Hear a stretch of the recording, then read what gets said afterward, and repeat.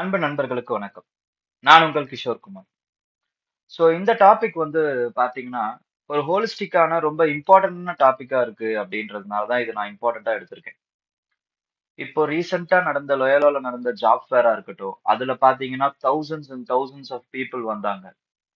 இல்ல இப்ப டெல்லியில ஜந்தர் மந்தர்ல நடந்துகிட்டு இருக்கக்கூடிய போராட்டங்களா இருக்கட்டும், இது எல்லாத்துலயுமே ஒரு காமனான பாயிண்ட் இருக்கு. என்ன அப்படின்னு பாத்தீங்கன்னா, தேர் ஆர் சம் இல்ல. There are many angry youths, millennials and Gen Zs. ஏன் இவங்க வந்து ரொம்ப ஆங்கிரியா இருக்காங்க?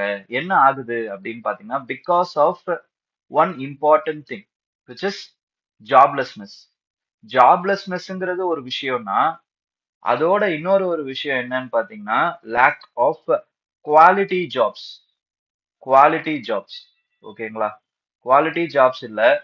அதுக்கப்புறமா வந்து அந்த ஜாபுக்கு ஏத்த அந்த படிச்சதுக்கு ஏத்த மாதிரியான அந்த வேலை இல்ல. எஜுகேஷனுக்கு ஏத்த மாதிரியான வேலை இல்ல. இல்ல அந்த எஜுகேஷன் கொஞ்சம் தரமா இல்ல. சோ இந்த அளவுக்கு வந்து ஒரு அன்சர்டனிட்டி அண்ட் இன்செக்யூரிட்டியோட தான் இந்த ஜெனரேஷன் பீப்புள் வந்து வாழ்ந்துகிட்டு இருக்காங்க. இதனாலதான் இங்க இருக்கக்கூடிய ஜென்சிஸுக்கோ இல்லனா வந்து மில்லேனியல்ஸுக்கோ ப்ராப்ளம் வருது. முக்கியமா ஜென்சிஸுக்கு இந்த ப்ராப்ளம் வருது. ஓகே. அப்ப என்ன ஏது அப்படிங்கறத நம்ம இப்ப பார்ப்போம். India is one of world's largest youth population. கிட்டத்தட்ட வந்து பாத்தீங்கன்னா 371 million people according to latest UN survey. UN data படி இதை நம்ம சொல்றோம்.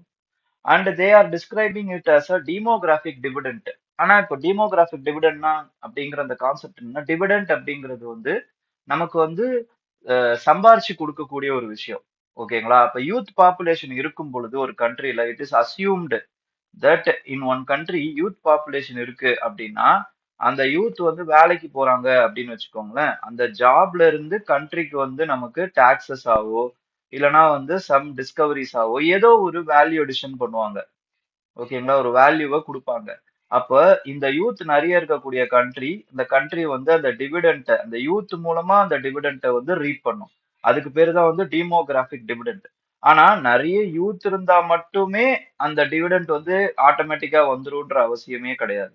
ஏன்னா இட் இஸ் நாட் ஆட்டோமேட்டிக்.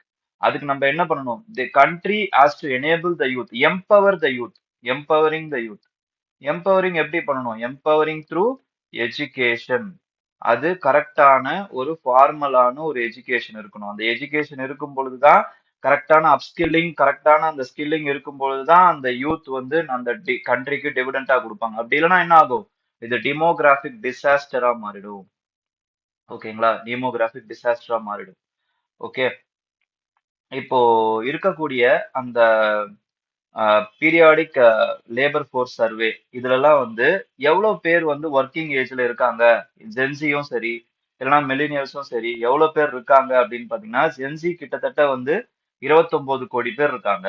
அதுக்கப்புறமா மில்லினியல்ஸ் வந்து 35 கோடி பேர் இருக்காங்க. ஓகேங்களா? It is including male and female. ஓகேங்களா? ரெண்டு பேரையும் சேர்த்து சொல்றேன். ஆனா இவங்கள்ல எவ்வளவு பேர் வேலைக்கு இருக்காங்க, என்ன ஆகுறாங்க அப்படின்னு பார்க்கும் பொழுது ஜென்சில நிறைய பேர் படிச்சிட்டு இருக்காங்க. ஆனா மத்தவங்களுக்கு தான் இப்ப ப்ராப்ளம். ஓகேங்களா? ஏன்னா நிறைய பேர் வந்து நான் சேலரிட்ல கேஷுவல் லேபர்ஸ்ல தான் இருக்காங்க. சோ இதுக்கு பேர், இந்த டேர்முக்கு பேர் என்ன அப்படின்னு பாத்தீங்கன்னா, informalisation of job, casualisation of job. ஓகேங்களா? Lack of job contract or social security. ஓகேங்களா? இதுல மேலுக்கும் ஃபீமேலுக்குமான வித்தியாசம் என்னென்ன அப்படின்னு பாத்தீங்கன்னா, கிட்டத்தட்ட வந்து அன்பெய்டு ஃபேமிலி ஒர்க்ல மட்டும் மேல் வந்து 15% பேர் இருக்காங்க, ஃபீமேல் 10% பேர் இருக்காங்க. ரெகுலர் வேஜ்ல மேல் வந்து 14% தான் இருக்காங்க, ஃபீமேல் வந்து ரொம்ப கம்மியா 4.7 தான் இருக்காங்க. ஓகேங்களா? இந்த இது இருக்கு பாத்தீங்களா? இது நானே போட்டது. எப்படி போட்டிருக்குன்னா, இந்த இன்ஃபர்மேஷன் வச்சு I have converted it into a bar diagram. இப்படிதான் நீங்க என்ன பண்ணணும் அப்படின்னு பாத்தீங்கன்னா, ஒரு இன்ஃபர்மேஷன் இருக்குன்னா அதை நம்ம எப்படி எல்லாம் வந்து அந்த வேல்யூ அடிஷன் பண்றதுக்காக வச்சுக்கலாம். இது உங்களோட நோட்ஸ்ல அப்படியே கொண்டு போயிடணும். ஓகேங்களா? சோ இந்த மாதிரியான விஷயங்களை உங்களோட நோட்ஸ்ல கொண்டு போயிட்டு எப்பெல்லாம் வந்து ஜாப் பத்தின அந்த ஒரு விஷயம் வருதோ, கொஸ்டின் வருதோ, இதை நீங்க அப்படியே ரெப்ளிகேட் பண்ண முடியும். ஓகே. நெக்ஸ்ட் விமன் நம்ம பார்த்தோம் 4.7 தான். அதுக்கான காரணம் என்ன அப்படின்னு பார்க்கும் பொழுது நம்மளுக்கு ரொம்ப இம்பார்ட்டன்டான ஒரு 5-6 காரணங்கள் கிடைக்குதுங்க. என்னன்னா, இப்ப there are multiple barriers for women. அவங்களுக்கு படிப்பை தாண்டி, ஓகேங்களா, படிப்பை தாண்டி there are some multiple barriers like childhood burden இருக்கு, சைல்டு கேர் பேர்டன். அதுக்கப்புறமா வந்து சேஃப்டி கன்சர்ன்ஸ் இருக்கு. ஒரு இடத்துல இருந்து இன்னொரு இடத்துக்கு அவங்களால நைட் ஷிஃப்ட்டுக்கோ அந்த மாதிரியான விஷயங்களுக்கு போக முடியாது பிகாஸ் ஆஃப் ஹராஸ்மெண்ட்ஸ். ஓகே, அதுக்கப்புறம் உள்ளுக்குள்ளேயே இருக்கக்கூடிய ஹராஸ்மெண்ட்ஸ். ஓகே, அதுக்கப்புறம் கிளாஸ் சீலிங் மாதிரியான விஷயங்கள். அப்புறம் மொபிலிட்டி ரெஸ்ட்ரிக்ஷன்ஸ் இருக்கு, ராத்திரிக்கு மேல நீ வெளில போக கூடாது, அது இது ட்ரெஸ் கோடு இந்த மாதிரி நிறைய விஷயங்கள். ஓகே, சோஷியல் நார்ம்ஸ் இருக்கு, டொமஸ்டிக் ரெஸ்பான்சிபிலிட்டி. அவங்க வந்ததுக்கு அப்புறம் வீட்டுல வந்து அவங்களே தான் ஒர்க் பண்ண வேண்டிய சூழ்நிலை இருக்கு. ஓகே, சோ ஜாபோட சேர்த்து நம்ம ஜெண்டர் ஜஸ்டிஸையுமே வந்து என்ஷூர் பண்ண வேண்டிய சூழ்நிலையில இருக்கும். அப்ப இந்தியாஸ் டெமோகிராபிக் டிவிடெண்ட் இருக்கு பாத்தீங்களா, it is becoming a promise deferred. அதாவது டிஃபர்டு ப்ராமிஸா, அதாவது வந்து செயல்படுத்த முடியாத வெறும் ஒரு ப்ராமிஸாவே வந்து போகுமோ அப்படிங்கிற ஒரு சூழ்நிலை வந்து ஏற்பட்டிருக்கு அப்படிங்கிறத சொல்றாங்க எக்ஸ்பர்ட்ஸ். நெக்ஸ்ட், இந்தியாவுடைய அந்த சைலண்டான ஜாப் கிரைசிஸுக்கு என்ன அர்த்தம், என்ன இது தெரியுமா? அன்எம்ப்ளாய்டு எஜுகேட்டட் யூத், அதுதான் இம்பார்ட்டன்ட். அன்எம்ப்ளாய்டு யூத் கிடையாது, அன்எம்ப்ளாய்மெண்ட் கிடையாது. ஓகேங்களா, இங்க ப்ராப்ளம். ஏன்னா யாரோ ஏதோ ஒரு எம்ப்ளாய்மெண்ட்ல எல்லா யூத்தும் போய் தான் ஆகணும் ஃபார் சர்வைவல், ஏதோ ஒண்ணு பண்ணிடுவாங்க. ஆனா அந்த எஜுகேட்டட் யூத்துக்கு எஜுகேஷனுக்கு ஈக்குவலான அந்த ஜாப் கிடைக்காத அந்த விஷயம் தான் சைலண்ட் ஜாப் கிரைசிஸா இருக்கு இந்தியால. ஏன் அப்படி இருக்கு? இந்தியாவால எஜுகேட்டட் பீப்புளை அதிகமா ப்ரொடியூஸ் பண்ற அளவுக்கு அவங்களுக்கு ஏத்த மாதிரியான ஜாப்ஸை ஈக்குவலா ப்ரொடியூஸ் பண்ண முடியல. நம்மளுக்கு தேவையான அந்த ஸ்டார்ட் அப் எக்கோ சிஸ்டம் இன்னும் வந்து வரல அப்படிங்கிறது தான் இன்னொரு ஒரு இம்பார்ட்டன்டான ரீசன். ஓகேங்களா? நெக்ஸ்ட், லேபர் மார்க்கெட்டோட ஃபெயிலியர் இருக்கு பாத்தீங்களா, இது வெறும் வந்து ஒரு ஜாப் கிரைசிஸாவோ இல்ல சோசியல் அன்சர்டனிட்டியாவோ இல்லைன்னா வந்து இன்எஃபிஷியன்சியாவோ மட்டும் கருதப்படுறது கிடையாது. there is a hidden social security angle here. ஓகேங்களா, social security and political destabilising angles இருக்கு. இப்ப இருக்கக்கூடிய அந்த ப்ரொட்டஸ்ட்லாம் கூட இதனுடைய வெளிப்பாடு தான். ஏன் இப்படி ஆகுது அப்படின்னு பாத்தீங்கன்னா, இந்த எஜுகேஷன் சிஸ்டம் இருக்கு பாத்தீங்களா, அதுல ஸ்கில் மிஸ்மேட்சஸ் இருக்கு. இது இல்லாம it is worsened by the automation. எப்படி? Adoption of artificial intelligence. ஓகேங்களா, சோ இதெல்லாம் நம்ம பார்க்கும் பொழுது இது என்ன ஆகும் அப்படின்னா, ஃபேமிலி வந்து ஒரு ஒரு புவர் ஃபேமிலி இருக்காங்க, அவங்க அந்த பாவர்ட்டில இருந்து வெளியே வர்றதுக்கான ஒரே சோர்ஸா அவங்க என்ன பார்ப்பாங்க அப்படின்னு பாத்தீங்கன்னா, வெறும் வந்து இந்த எஜுகேஷனை மட்டும்தான் பார்ப்பாங்க. அப்ப அந்த எஜுகேஷனும் அவங்களுக்கு வந்து போட்ட காசுக்கு ஏத்த மாதிரி அவங்களோட வாழ்வாதாரத்தை ஏத்தாத பொழுது அவங்க அந்த ஃபேமிலி அந்த ரிட்டர்ன்ஸ் வந்து கிடைக்காம போயிடும் அவங்களுக்கு. ஓகேங்களா, அது ஒரு பெரிய ப்ராப்ளம். அப்ப ஃப்ரஸ்ட்ரேஷன் ரேஸ் ஆகும். அப்ப இன்கம் இன்செக்யூரிட்டியா இருக்கட்டும், மென்டல் ஸ்ட்ரெஸ்ஸா இருக்கட்டும், இன்இக்வாலிட்டியா இருக்கட்டும், அதாவது வெறும் சாதாரண இன்இக்வாலிட்டி இல்ல, it is called as generational inequality.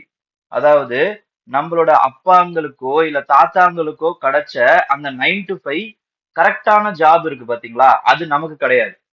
Okay, அப்ப அந்த generational inequality what it will do is it will it will it will have a protest like attitude. ஓகேங்களா, it will end up in protest. என்ன ப்ரொட்டஸ்ட்ல வரும் அப்படின்னு பாத்தீங்கன்னா, கிட்டத்தட்ட வந்து இப்போ லார்ஜ் ஸ்கேல் ஜந்தர் மந்தர் ப்ரொட்டஸ்டா இருக்கட்டும், அப்படி இல்லைன்னா வந்து ரீசெண்டா வந்து லேபர் ப்ரொட்டஸ்டே வந்து நோய்டால நடந்துச்சாம் for demanding higher wages, working condition பெட்டரா இருக்கணும் அப்படின்லாம். ஓகே, சோ இது எல்லாமே வந்து என்ன ஆகும் அப்படின்னு பாத்தீங்கன்னா, கண்ட்ரியோடைய ஸ்டெபிலிட்டியை வந்து பாதிப்பு ஏற்படும். ஓகே, கண்ட்ரியோட ஸ்டெபிலிட்டியை. அப்போ ஒரு ஜாப் டிபேட் இருக்குன்னு வச்சுக்கோங்களேன், இந்தியாவோட ஜாப் டிபேட் வந்து ஒரு அன்எம்ப்ளாய்மெண்ட் பத்தி இல்லைன்னா வந்து ஸ்கில்லிங் தனியாவோ இல்லைன்னா உமனோட பார்ட்டிசிபேஷன் பத்தியோ இன்ஃபார்மாலிட்டியை பத்தியோ தனித்தனியா நடந்துகிட்டு இருக்கு. அப்படி நடக்கக்கூடாது. இது எல்லாமே ஒரு கனெக்டிவிட்டி இருக்கு. என்ன கனெக்டிவிட்டி அப்படின்னு பாத்தீங்கன்னா, வீக்கான அந்த அந்த எஜுகேஷன் சிஸ்டமுக்கும் அந்த அன்எம்ப்ளாய்மெண்ட்டுக்குமான அந்த பிரிட்ஜ் இருக்கு பாத்தீங்களா, இதுல அழகா சொல்லியிருப்பாங்க, bridge from education to work is ரொம்ப வீக்கா இருக்கு. ஓகேங்களா, அந்த வீக் எம்ப்ளாய்மெண்ட் பிரிட்ஜ். அதுக்கப்புறம் அந்த ஸ்கில்லிங் இருந்தாலும் there are some barriers. ஓகேங்களா, என்ன பேரியர்ஸ் அப்படின்னு பாத்தீங்கன்னா, விமனுக்கான பேரியர் இருக்கு. அது இல்லாம அப்படியே அவங்களால வந்து ஒர்க் அப்படியே வந்து பார்ட்டிசிபேட் பண்ணாலும் விமனா இருக்கட்டும் மென்னா இருக்கட்டும் அவுட் சைட் த ப்ரொடெக்ஷன் தான் இருக்கு. ஓகேங்களா, ஜாப் கான்ட்ராக்டோ இல்ல சோசியல் செக்யூரிட்டியோ இல்லாத ஒரு சூழல்ல ஏதோ ஒரு ஜாப்ல ஃபால் ஆக வேண்டிய சூழ்நிலை ஏற்படுது.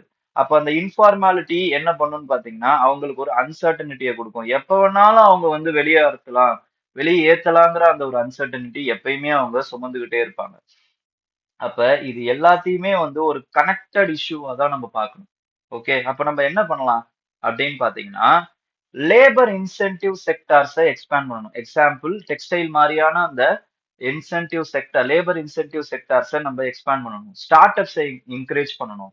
அதுக்கப்புறமா வந்து stronger school to work pathways, அதாவது வந்து ஸ்கூல்ல இருந்து ஒர்க்குக்கான அந்த விஷயங்களை வந்து நம்ம எக்ஸ்பேண்ட் பண்ணணும், ஸ்ட்ராங் பண்ணணும், ஸ்ட்ரென்தன் பண்ணணும். அகாடமியா கிட்ட பேசி என்னென்ன தேவை இருக்கு, ஜாப் மார்க்கெட்ல இப்ப என்ன தேவை இருக்கோ அதுக்கேத்த மாதிரியான அந்த ஸ்கூலோடைய அந்த கரிக்குலமை வந்து வி ஹாவ் டு டிசைன். அதுக்கப்புறமா வந்து ட்ரைனிங்கை வந்து நம்ம வந்து லிங்க் பண்ணணும் closely to employers. And making easier for women to enter and remain in the paid work. அதுவும் அந்த பேரியர்ஸ், என்ட்ரி பேரியர்ஸா இருக்கட்டும் இல்ல ரீட்டைனிங் பேரியர்ஸா இருக்கட்டும், அது எல்லாத்தையும் தகர்க்கணும் ஃபார் விமன். ஓகே, ஏன்னா ஒரு ஒரு of the chunk of the ஒரு பாப்புலேஷனை நம்ம வெளியே வச்சுக்கிட்டு we can't even think about demographic dividend என்றால்.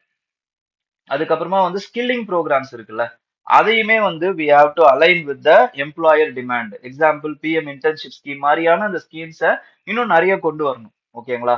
ஸோ இதெல்லாம் தான் வந்து இந்த அன்எம்ப்ளாய்மெண்ட் அந்த கிரைசிஸ் உடைய அந்த ஹார்ட் பீஸா இருக்கு அப்படின்னு இந்த ஆர்டிகல் சொல்லுது. ஓகேங்களா? ஸோ இதை நல்லா பார்த்துக்கோங்க. இது கண்டிப்பா வந்து ஆம், ஒரு இம்பார்ட்டன்டான ஒரு ஒரு யூபிஎஸ்சிக்குன்னு மட்டும் இல்ல, இது எல்லாருமே தெரிஞ்சுக்க வேண்டிய ஒரு இடத்துல நம்ம வந்து இருக்கோம் இந்த ஜாப் கிரைசிஸ். ஓகேங்களா? So all the best. Thank you. ஜாலியா இருங்க.